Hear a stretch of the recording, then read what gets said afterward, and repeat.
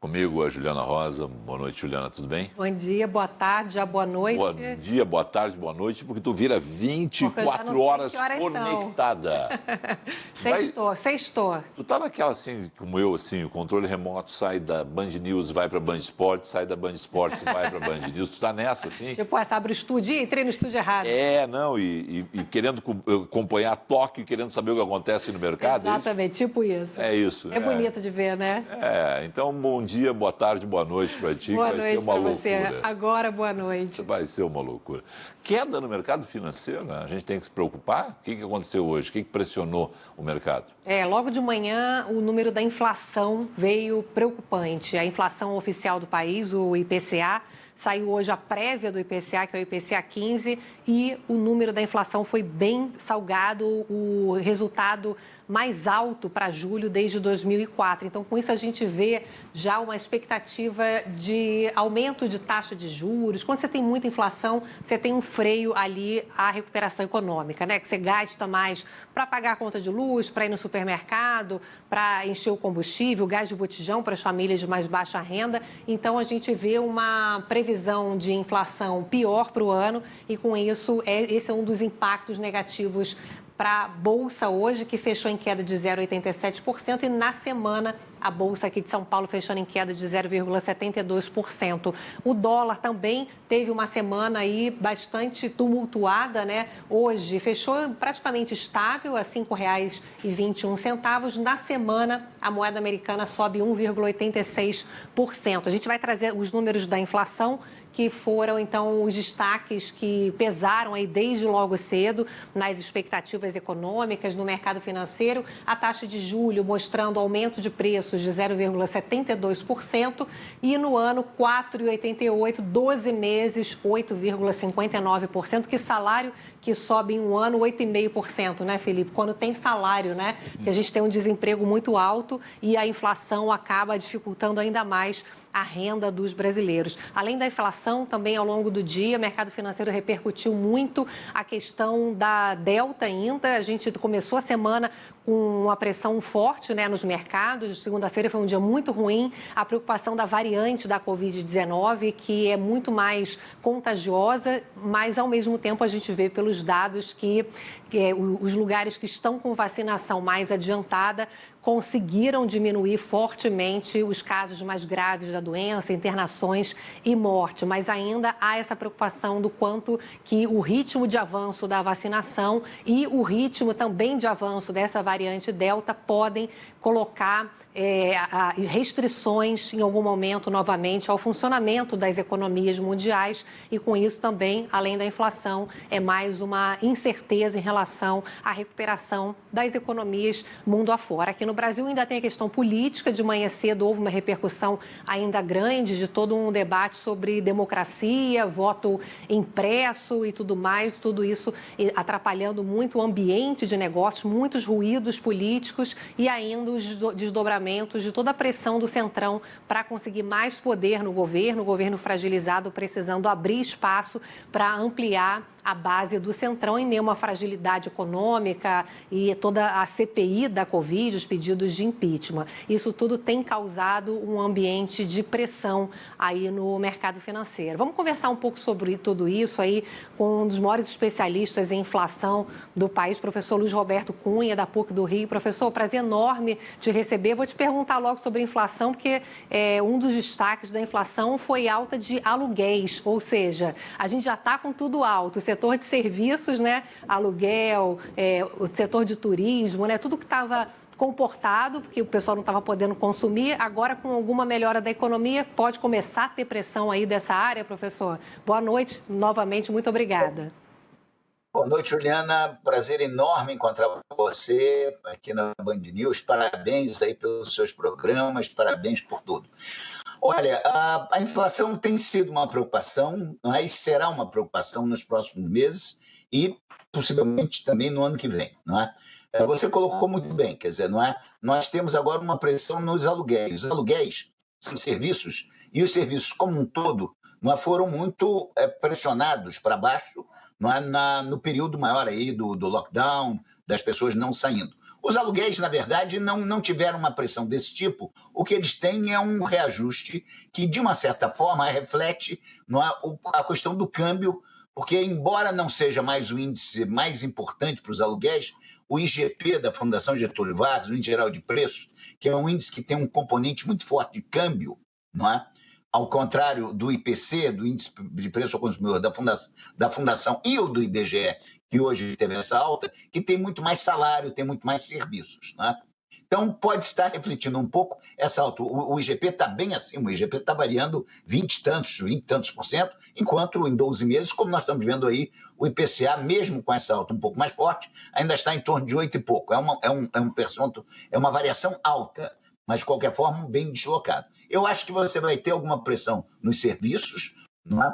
O aluguel é um deles, mas o que é mais preocupante é de que você vai ter, não é, o IPCA alcançando agora em julho, o final do mês, o número deve ir um pouquinho mais alto que esse, deve ir aproximadamente aí uns 0,90. Então, ele vai chegar perto de 9%, a variação em 12 meses, não é? E depois, para descer para o final do ano, para alguma coisa em torno de 6,5% ou 7%, que é bem acima, e você conhece isso muito bem, do teto da meta de inflação. O teto da meta de inflação desse ano é 5,25%, não é? O teto da meta, já com aquela folga que você tem, o que vai fazer com que o Banco Central continue aumentando a Selic.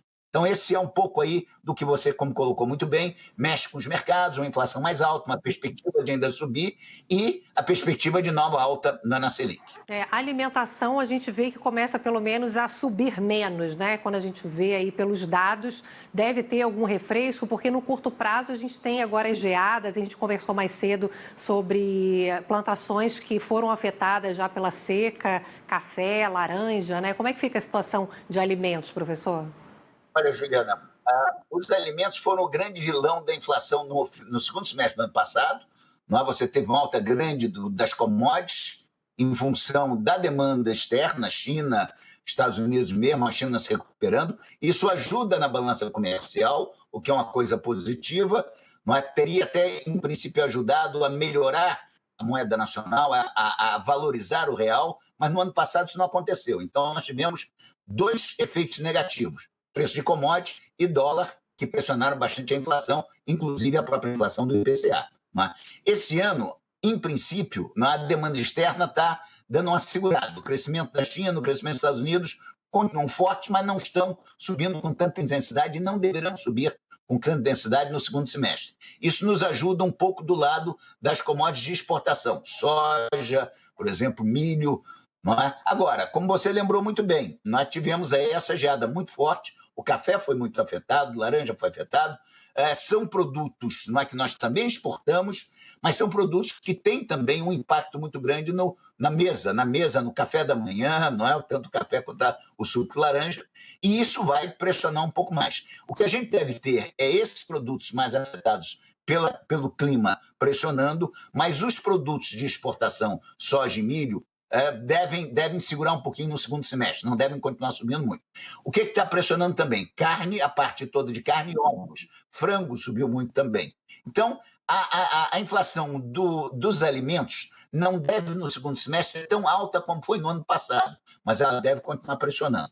E a gente tem, em função dessa questão hídrica, da questão do clima, a gente tem um problema grande que já vem afetando a inflação nesse mês, que é a energia elétrica. A energia elétrica já subiu, mais uma vez, a tal da bandeira vermelha extra.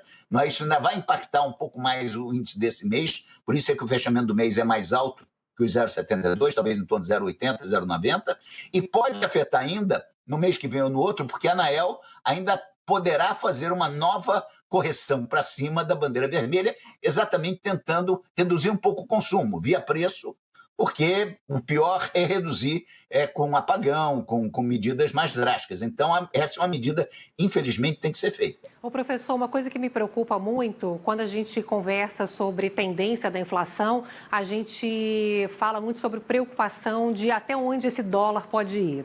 A gente não tem emprego suficiente, a gente tem um desemprego recorde, um desalento recorde e uma inflação que dificulta ainda mais a vida de pessoas que já estão passando por dificuldades por falta de emprego. Quando a gente olha para o dólar, a gente olhando aí para frente, a gente vê esse ambiente político tão conturbado. Só acredita que a gente pode ter uma pressão ainda maior de preços quando a gente pensa e como é que vai se comportar o dólar daqui até as eleições, né? Olha, Juliana, essa é a variável crítica, não é? Por quê? Porque, na verdade, a inflação, como eu disse, do ano passado, subiu muito no final do ano, desvalorização do real, dólar subindo, mais preços commodities. Dessa vez, talvez os preços da commodities não subam tanto, e isso é um fator positivo. Eu acho até que ao longo do segundo semestre, não é? Essa combinação aí política aí de acordo do Centrão, reformas começando a andar, isso tudo pode manter o dólar nessa faixa aí de 5,10, 5,20, como está. A questão é o ano que vem, porque, na verdade, a tendência da inflação no ano que vem será ser menor, não é, do que os 6,5%, 7% desse ano. O IPCA poderia chegar, talvez, aí, a uns 3,5%, 4%, não é? Mas o que pode atrapalhar? É exatamente a questão do câmbio. Veja, o câmbio ele é afetado de várias formas, não é? Alta dos juros nos Estados Unidos, da taxa básica de juros nos Estados Unidos, que pode ocorrer ou pela uma sinalização. Isso fortalece o dólar, então enfraquece o real. Não é? Ruído político. Não é? O ano que vem nós temos uma eleição que, no mínimo, será aguerrida. Não é? Aguerrida no sentido de que duas forças opostas, não é? Bastante intensas, não é? Na sua forma, não é? de fazer política, não é? E isso pode criar, de fato, uma pressão sobre o dólar. Não é? Então, o risco do ano que vem, que é um ano em que você vai ter esse ano o crescimento vai ser de 5 e poucos por cento, mas isso é simplesmente compensando em grande parte a queda de 4,1% do ano passado. Não é? No ano que vem, nós poderíamos ter um crescimento de 2,5%, 3%, já efetivamente crescimento, não é simplesmente compensar a perda do ano passado, e uma inflação de 3,5%, 4%, que seria um resultado muito bom.